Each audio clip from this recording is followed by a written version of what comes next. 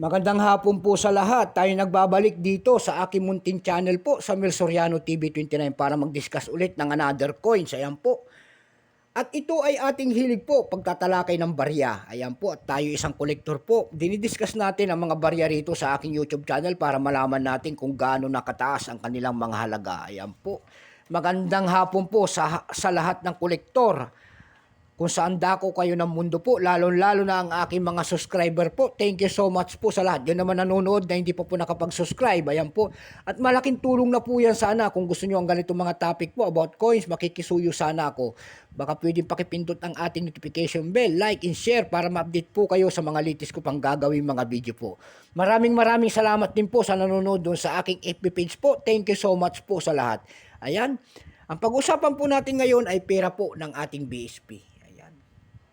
Year 2004. Ayan po ang ating pag-uusapan po. Year 2004, BSP po. Nakikita nyo po ang dalawang imahe ng dalawang lalaki po. Ayan. Yung isa po, punong-puno na ng pakikipagdigma, kalbo na. Sila po ang ating mga bayani. Sila po ay sina Apolinario Mabini and then Andres Bonifacio. Ayan po. And then sa kanilang harap, may nakalagay po na 10 peso. Ayan po, ending year 2004 sa baba. Republika ng Pilipinas. Ayan po. Dito naman po sa kabila, makikita nyo po ang year 1993 and then cut wheel po kung tawagin ng ating mga kolektor. Ayan po. Ang pagtatag ng ating Bangko Sentral ng Pilipinas. Ayan, bago tayo magsimula, kikilalanin mo muna natin siya. At punong-puno na ito ng pakikipagdigma. Dami ng mga galos. Ayan. Issue Philippines po, period Republic 1946 up to date po. Type standard circulation coins. Years 2000 hanggang 2017, value 10 pesos po. Currency piso 1967 up to date po. Composition po nito by metallic aluminum bronze.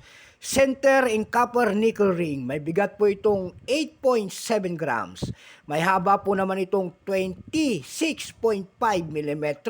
May kapal po naman itong 2.14 mm.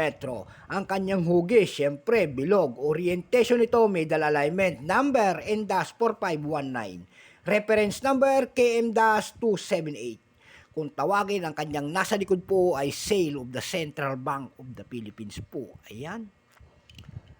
Itong 2004 na ito, kung tawagin ng ating mga kolektor, ito po ay reverse die 1C. Ayan, ito po ay 13% lamang, no mintage pa.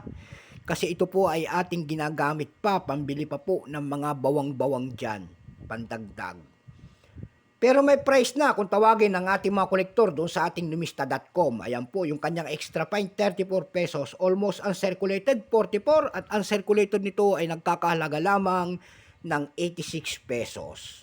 Dako naman tayo sa kanyang price doon sa ating numista.com na platform, pandaigdigan po. May nakita ho na tayong nagbebenta doon na $9 per piece.